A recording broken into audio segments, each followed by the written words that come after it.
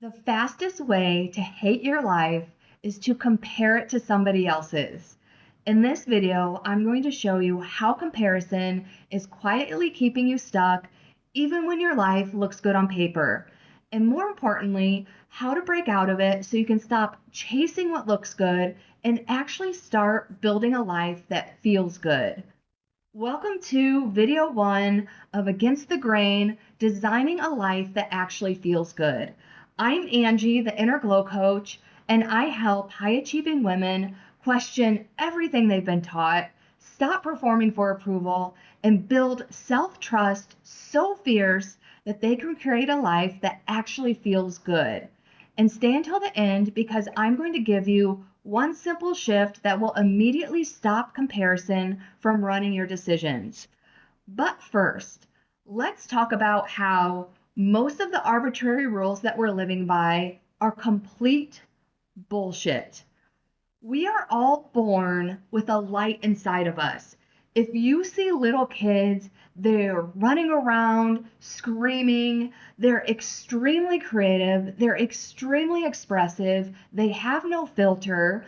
And as we go along life, society systems, family systems, school systems, religions, they all start telling us how we should or should not be. So we start conforming to all of these things outside of us, and it starts dimming our light, and we stop expressing ourselves. And for example, one of the ways this plays out is school systems. It tells you that you need to memorize a bunch of information, take a test, and get a grade, and that does nothing to prepare you for the real world. And society, or even your family, tells you that you should go to college, which has the exact same meaningless format as the other schools. And society also tells you that you should get a white collar job working for someone else. You should get married. You should have kids. Says who? Who made up these rules? And why is everybody blindly following them? If you're measuring your entire life against standards you didn't even choose, then you're probably not questioning why you're doing it or where these rules even came from. So, in this series, we are changing this. This is a 7-part series where we're breaking this down layer by layer, why we don't feel good in our lives and what we can do about it. Starting with where it comes from, who you really are, what's in the way, how to actually start creating change in your life, and go live your best life by your own rules for life. So if you're tired of living by invisible rules that you didn't even choose, then this series is for you. And again, this is video one, and this is about acknowledging how this plays out in society, starting with comparing ourselves to others. The problem with comparing ourselves to other people is that there is so much going on behind the scenes of other people's lives that we don't even know about. And I'm going to give you just a few examples to demonstrate what I mean. So about a month ago, a friend of mine and we were going on a walk and we ran into someone that she knows. And we stopped and talked for a few minutes and then we went about on our walk. And after we walked away, my friend was telling me about how that woman, she had been posting on social media about like how happy her and her husband were and how perfect their life was. And then they ended up getting this really nasty divorce. And it was like really shocking compared to what she had been posting on social media. And also, there's this famous divorce lawyer. His name is James Sexton. And if you haven't checked out his YouTube channel, I highly recommend it. But he's talked about this phenomenon many times. Like, he's had the worst divorce cases that he's had with his clients are the same people that had been posting on social media, like how happy they are and how perfect their lives were. And another example of this is in real life. I knew a girl, she was not a friend of mine. I wouldn't even call her an acquaintance. She was just someone that I knew. But she was posting on social media about, which I didn't follow her. I found this out from a friend, but she was posting about like how much money she had and how she just bought a car with cash and blah, blah, blah. Well, I happen to know that her mom had given her $250,000 as a gift. So she was not killing it in her business. This was a gift that was given to her. But of course, she didn't say that on social media. And another way this plays out, I used to host in person workshops in Honolulu. And at the end, we would do an exercise called Instagram versus reality, where we would all show, including me, a picture that we had posted on Instagram or somehow publicly, and that we were seemingly happy and that everything was perfect. But then we told the backstory about what was really going on in our lives at that time. And every single person had a story. So everything you see on social media is just a facade for something else that is really going on. And I'm not saying they're not happy in that moment, but there is always something else going on behind the scenes. And there are examples of people who are not happy at all in that moment, and it's truly a facade. And again, these are only just a few examples. This kind of stuff goes on all of the time. So the problem with comparison is Instagram versus reality is a real thing because we're comparing our real lives that are very dynamic and textured and layered to these fake lives that are just captured in one still picture or one little highlight reel. And it's like comparing apples to zebras. And I almost said apples to oranges, but honestly, apples to oranges doesn't even cover it. I have a personal theory that the happier someone looks on social media, the more miserable they feel in their real life. Because if you are a certain way, you don't have to advertise it. Happy people don't have to go out of their way to advertise that they are happy. Because if you're happy, it's part of who you are, and that just shines in your normal post. And you don't have to separate yourself from it enough to even be able to call it out. So, for example, I have blue eyes, but I don't go around advertising that I have blue eyes because it's part of who I am. So I'm never even thinking about it. So the same concept is true of people who are online bragging about how happy they are and how much money they're making. They are not, because the people who are happy and making money, they aren't announcing it. It's just who they are and what they do. And even outside of social media, there can absolutely be like this keeping up with the Joneses or hustle culture situations that we can fall into. And the thing is, we can choose not to take part in any of this. It is possible to live your life and not compare it to anything outside of you, because the only measuring tool that you really need is how you feel.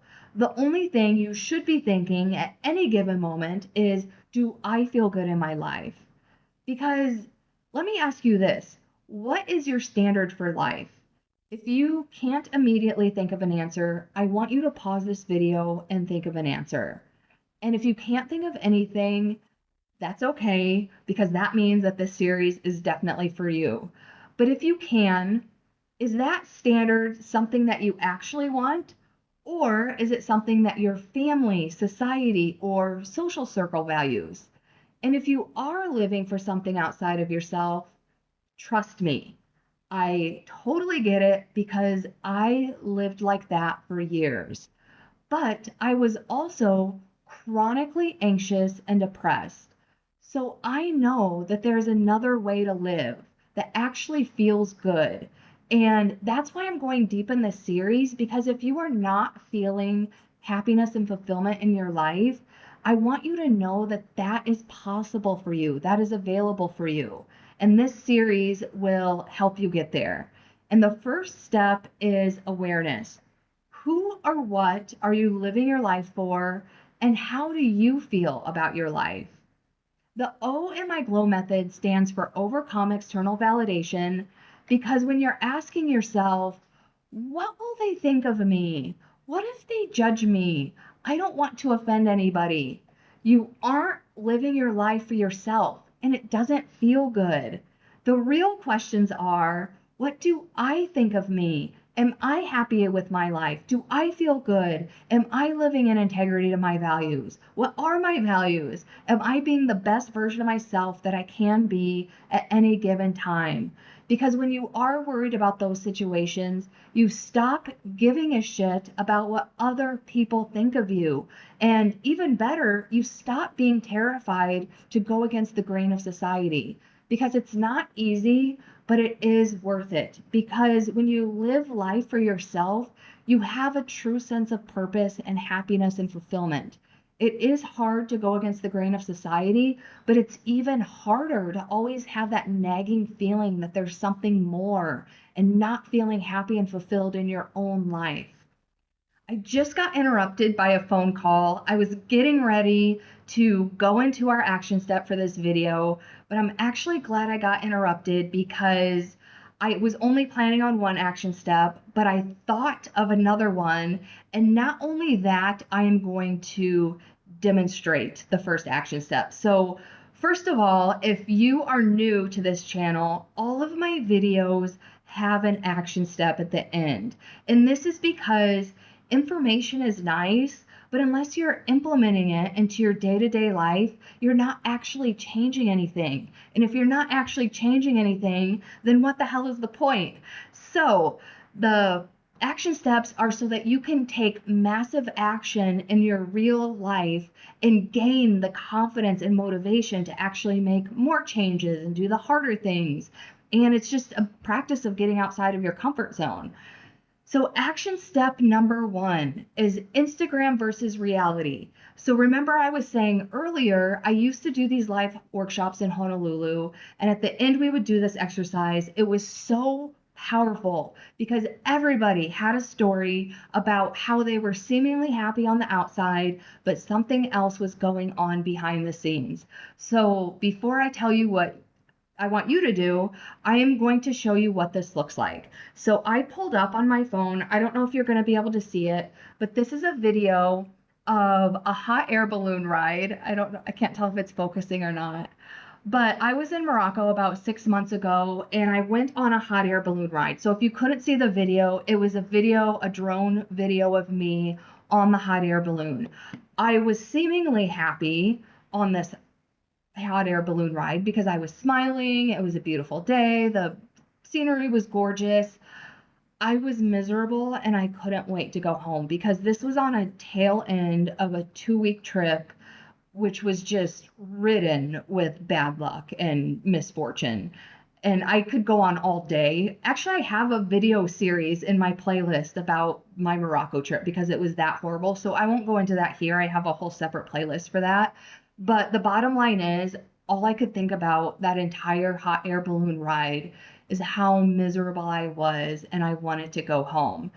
Now, that being said, on my Instagram grid, I actually do Instagram versus reality in the caption. So I did write about that whole experience of like Instagram, hot air balloon ride, reality. All I could think about was how bad I wanted to go home. And I had also been documenting my trip. But so by the time people got to that post, they weren't surprised that I wanted to go home. So I try to be as authentic as possible on Instagram. But that being said, some people don't read the captions because one of the things that happened to me in Morocco, I blacked out cold in my hotel room for no apparent reason. And then when I got home, people didn't understand why I didn't have a good time in Morocco because they had completely missed that post, or you know what I mean? So, action step number one, Instagram versus reality. Take one picture that you have publicly posted. It doesn't have to be on Instagram. It could be like in one of my workshops, there was a teacher and she used a picture that had been on this school-wide bulletin or something. So something that was posted publicly, whether social media or otherwise, where you were seemingly happy. And I want you to just really think about what was going on behind the scenes. Because first of all, I want to say, like, two things can be true at the same time because that hot air balloon ride was really cool and I was feeling really miserable. So it's not that you weren't happy, but sometimes that is the truth because I have other pictures where it's like I was not happy at all and this is completely fake. But I want you to pull up one of those pictures, think about what was going on behind the scenes, and take it another step. Why did you feel the need to post to everyone that you were happy? Was it because society has this toxic positivity attitude that everything needs to be all perfect, because that is a thing. But I want you to just really be aware of the areas where you're living for other people. Like, I posted this because I wanted society to accept me, because if I posted something boring or sad, that they wouldn't accept me. So the whole point of this is awareness. Where am I changing who I am or changing the narrative to fit in to society or some other system within society? So action step number 1 is Instagram versus reality. Action step number 2, and this is also an awareness exercise, because awareness is the first step to change. The next time you feel comparison, and just to be clear, there's nothing wrong with feeling that way. I still feel that way, especially on social media. But the trick is not staying there. So when you feel yourself comparing yourself to someone else, ask yourself, do I actually want this, or do I just think I should? Or another way to word this question is, what would I choose if nobody was looking? Because say your neighbor just bought like a nice fancy luxury car, and you feel that ping of jealousy, or you feel that need to like be on their level and play at the same level. But what if you really want like a beat up pickup truck? Because like cars just aren't your thing, because everyone has their thing that they spend money on. Maybe cars just isn't your thing. So what would you choose if nobody was looking? And I want you to ask yourself these questions every single time you make a decision. And I'm not joking or exaggerating. One of my early mentors told us, question everything you do and why you do it. And that completely changed my life. So every time you make a decision or feel yourself getting pulled into comparison, ask yourself, do I actually want this? Or am I living for someone else or making decisions based on other people's values? What would I choose if nobody was looking? Do that every single time, and you will start to see how comparison is distorting who you are and how you want to be living. And then the next question that we need to start asking ourselves is, where did these standards even come from in the first place? Because in the next video, we're breaking down something that most people never even question. Who came up with these rules? Says who? So if you've ever felt like you're doing everything right and checking off all of the boxes, but your life still doesn't feel good, then I will see you in video 2 of Against the Grain, Designing a Life That Actually Feels Good.